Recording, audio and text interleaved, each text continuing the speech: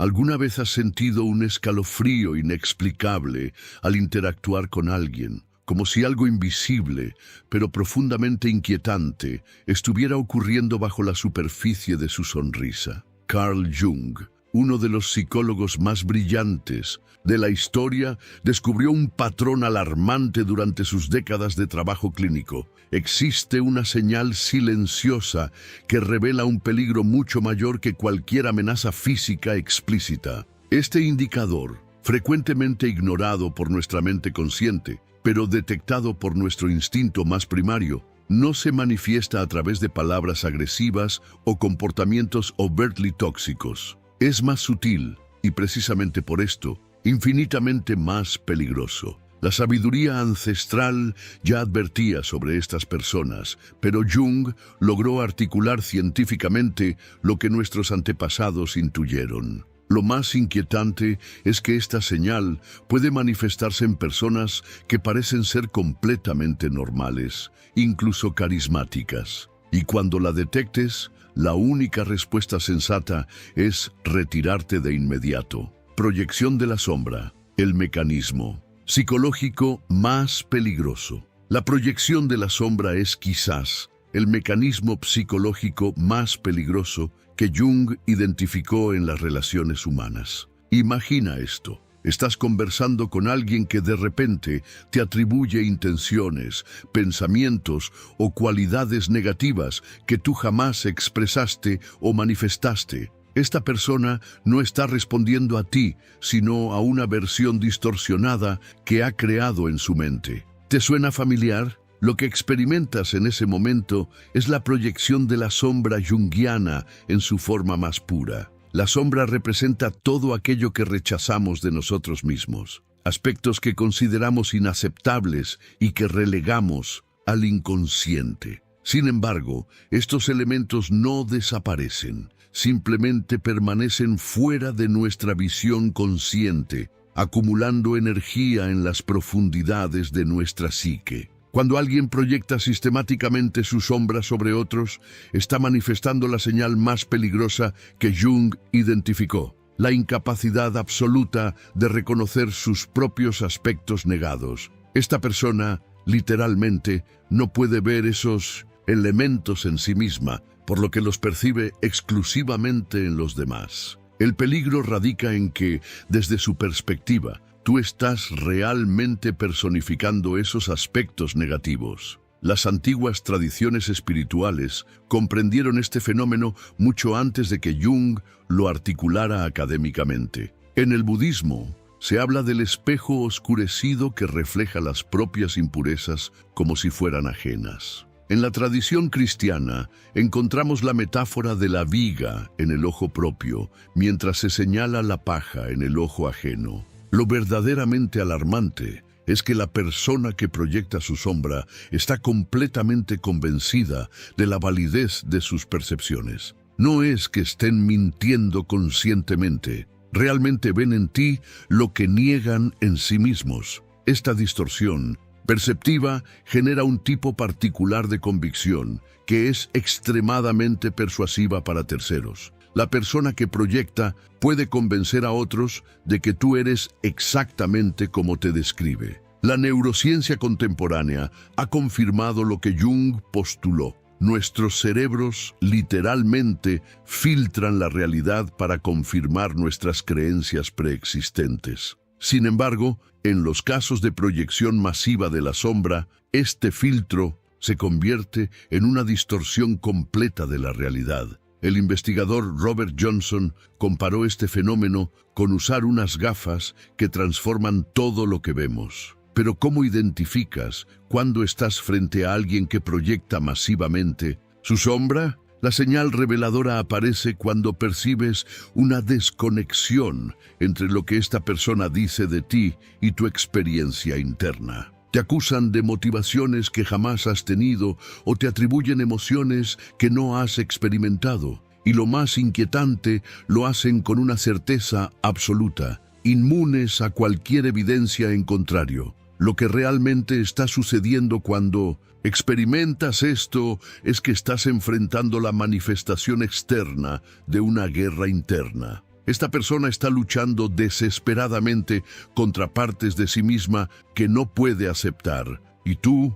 involuntariamente, te has convertido en el campo de batalla. Inflación psíquica, el peligro disfrazado de virtud. El camino al infierno está empedrado de buenas intenciones, dice el antiguo proverbio. Pero Jung añadiría, y conducido por aquellos que se consideran incuestionablemente buenos. La inflación del ego representa un peligro extraordinario precisamente porque se disfraza de virtud.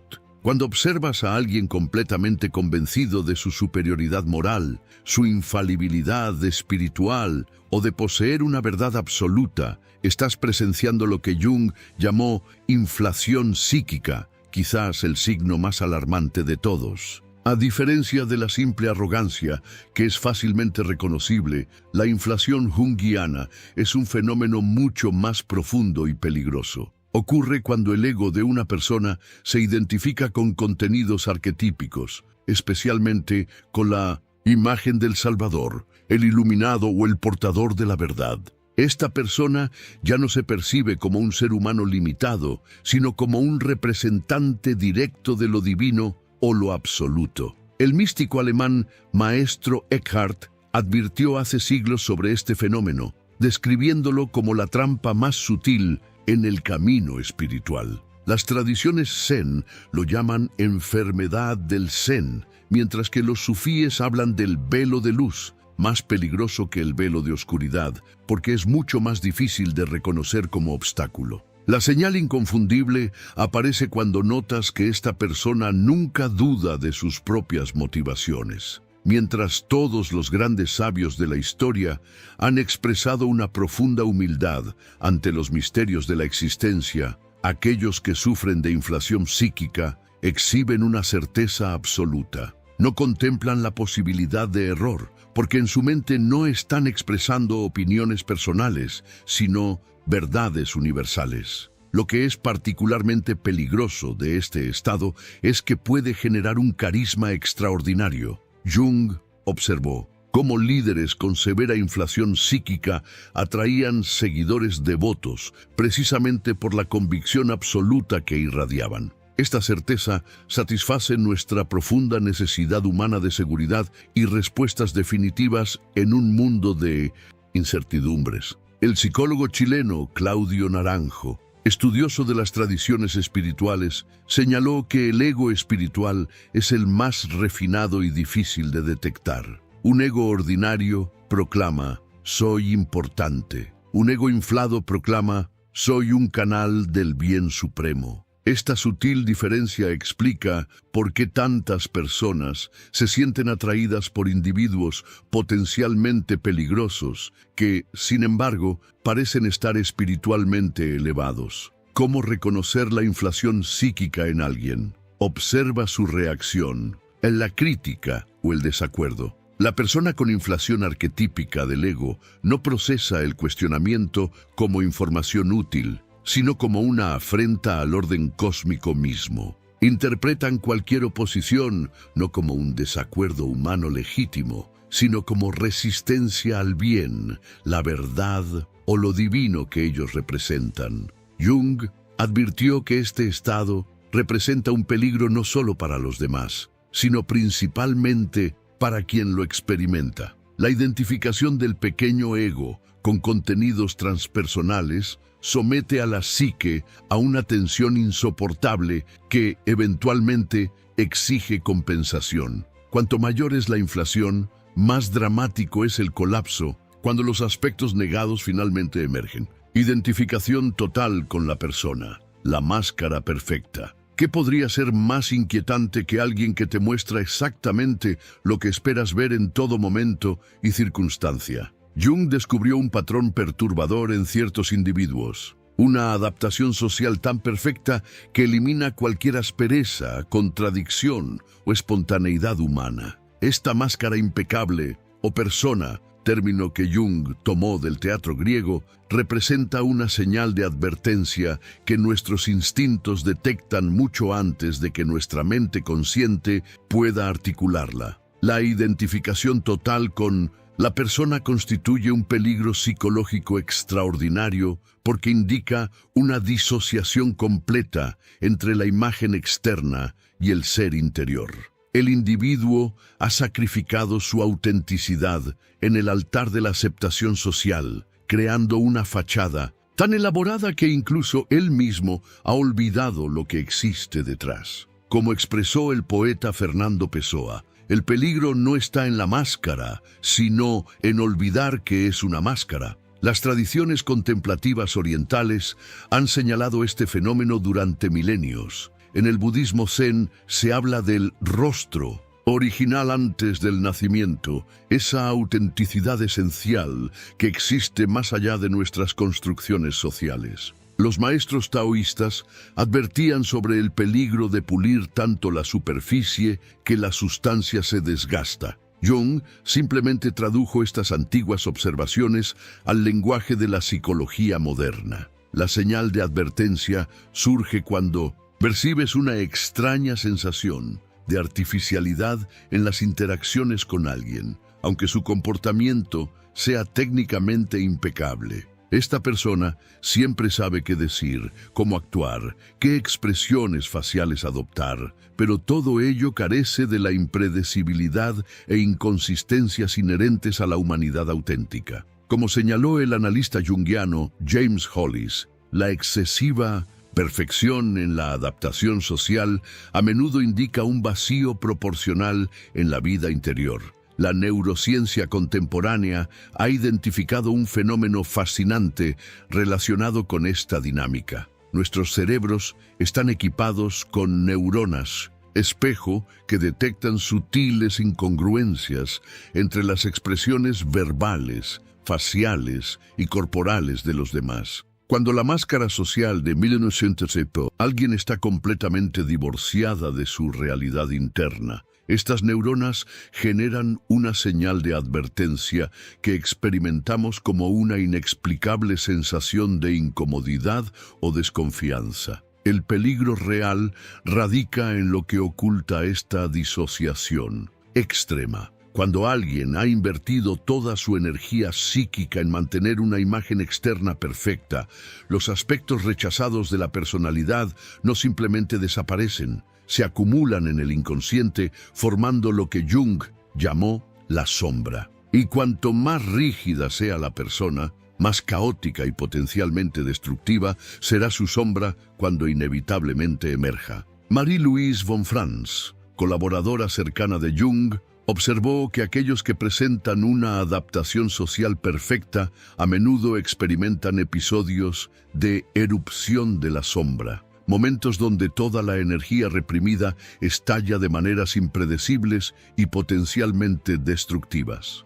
Esta dinámica explica por qué, con frecuencia, las personas aparentemente más perfectas son capaces de actos sorprendentemente destructivos. La identificación completa con la persona social representa, en palabras de Jung, una traición al self, un abandono de la individualidad auténtica en favor de una construcción artificial. Y como toda traición profunda, eventualmente cobra su peaje psicológico. Posesión arquetípica, el fenómeno transpersonal más inquietante. Imagina que estás conversando con alguien y, de repente, percibes un cambio sutil pero profundo. La misma persona, físicamente, pero algo fundamental ha cambiado en su mirada, en su energía, en la cualidad de su presencia, como si algo antiguo y transpersonal se estuviera manifestando a través de ella. Esta experiencia inquietante,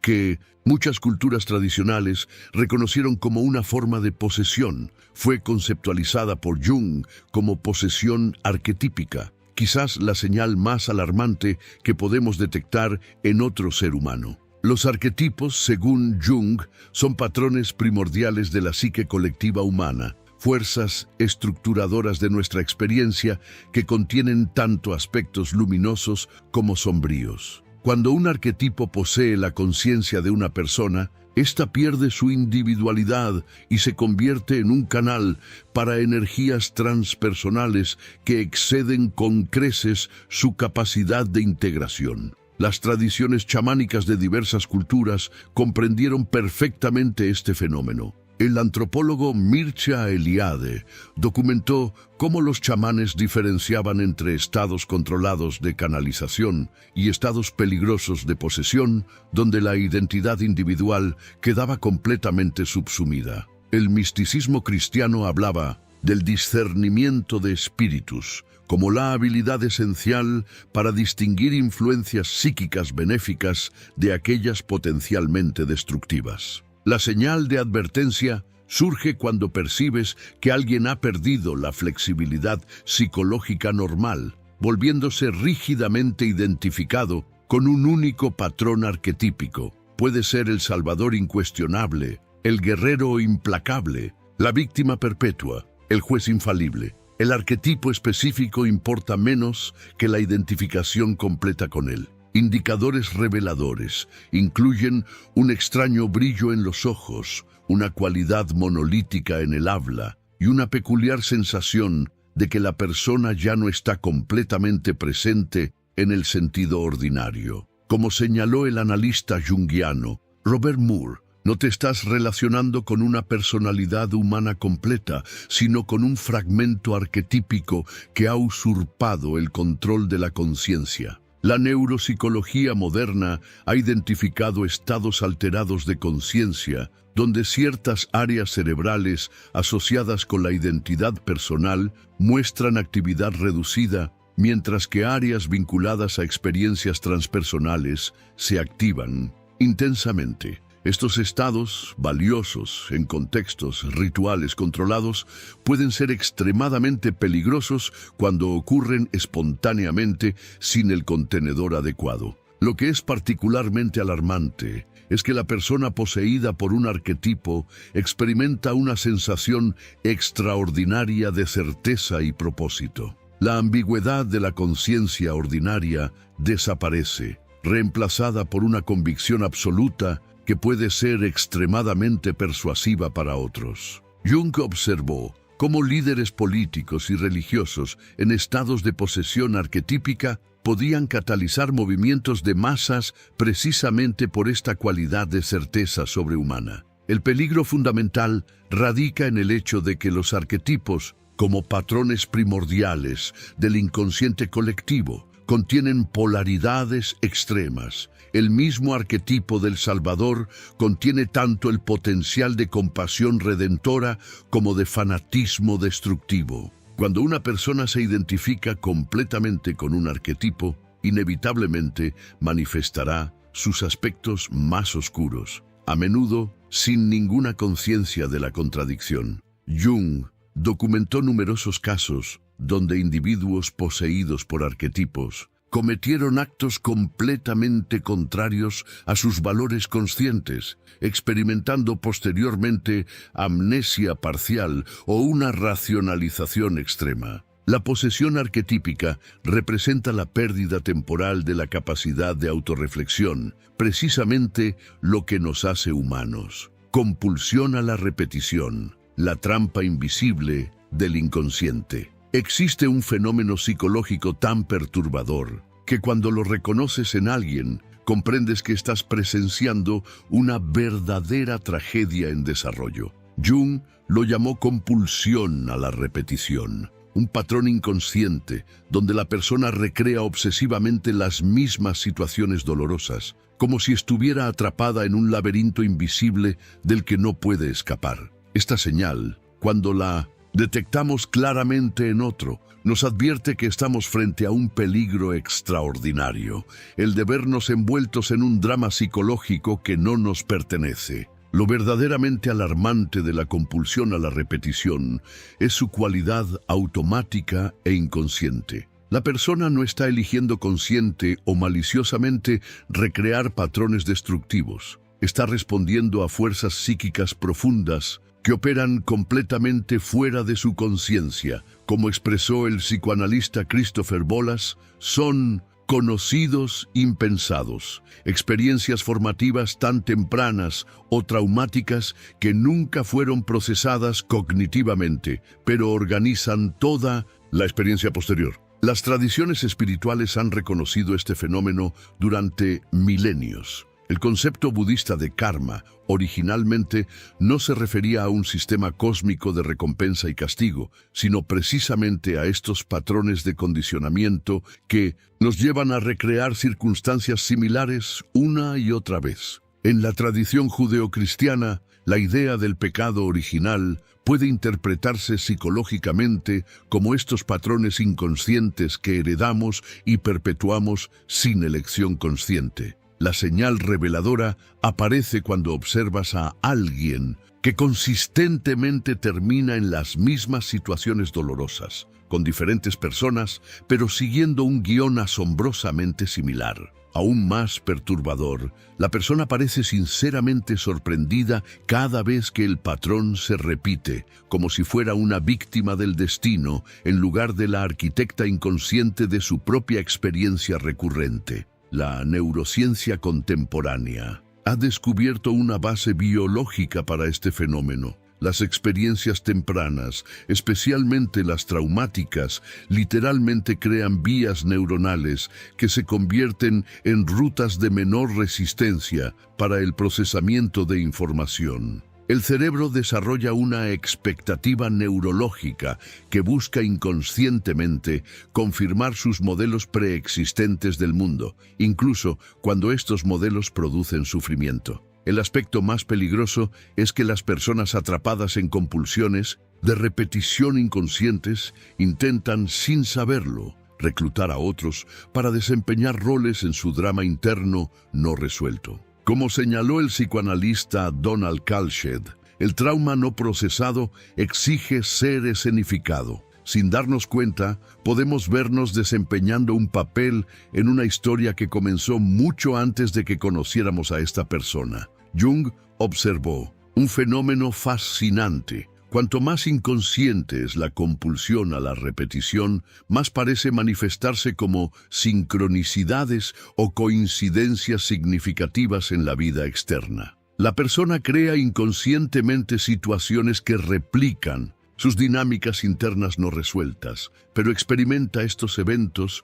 como si fueran impuestos por un destino cruel o injusto. Los terapeutas junguianos identifican esta señal cuando escuchan a alguien narrar repetidamente historias donde siempre son traicionados, abandonados, incomprendidos o victimizados de maneras sorprendentemente similares. Como expresó Marie-Louise von Franz, hasta que no hagas consciente lo inconsciente, éste dirigirá tu vida y lo llamarás destino. Lo más inquietante es que la compulsión a la repetición tiene una cualidad casi magnética. La persona atrapada en estos patrones emite sin saberlo señales que atraen precisamente a quienes pueden ayudarles a recrear sus escenarios traumáticos originales. Jung llamó a este fenómeno sincronicidad negativa, la extraordinaria capacidad del inconsciente para orquestar encuentros que perpetúan sus patrones no resueltos. Integración de la sombra,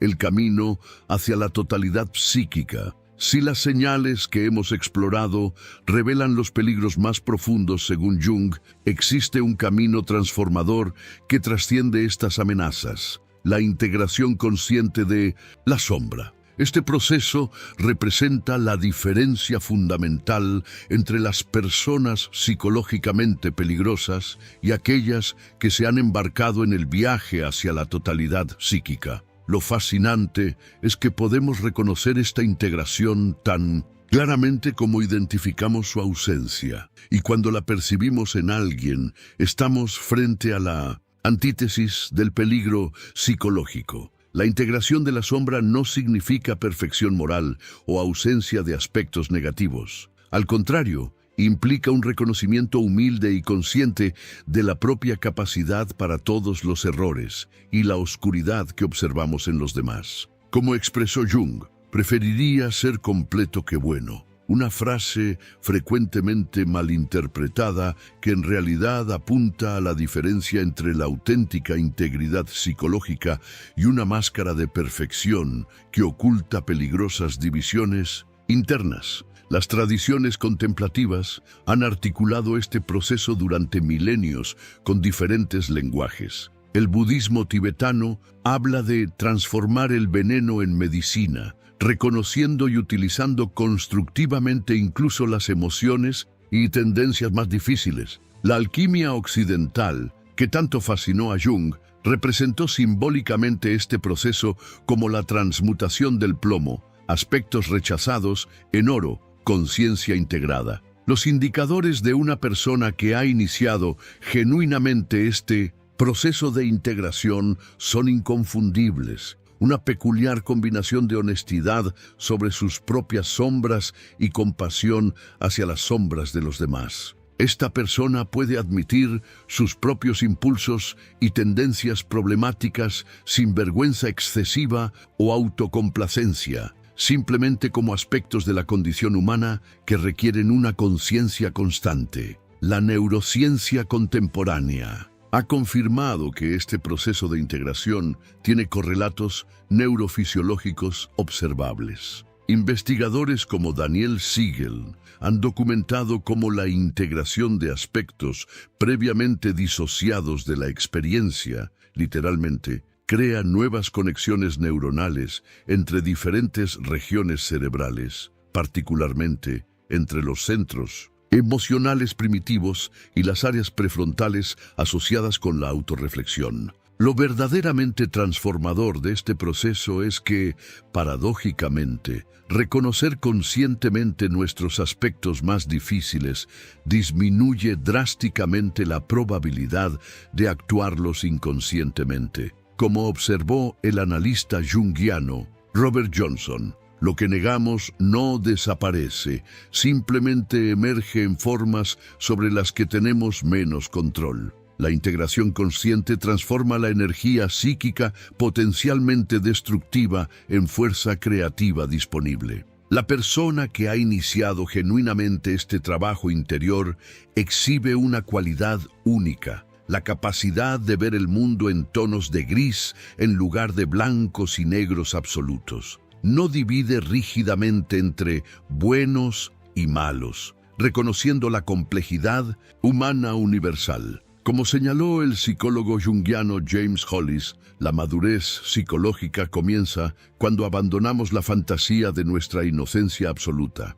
Auténticos maestros espirituales a lo largo de la historia han encarnado esta integración. El Dalai Lama puede hablar abiertamente de sus momentos de ira. Teresa de Ávila reconocía sus periodos de aridez espiritual. El místico sufí Rumi escribía poéticamente sobre sus contradicciones internas. Esta honestidad radical contrasta dramáticamente con la perfección artificial de aquellos que están disociados de sus sombras. El indicador más confiable de la integración en proceso es una peculiar combinación de humildad genuina, no falsa modestia, y auténtica autoridad, no autoritarismo. La persona integrada no necesita proclamar su bondad o sabiduría, porque ha trascendido la necesidad de una autoimagen inmaculada. Como expresó el maestro Zen Shunryu Suzuki, en la mente del principiante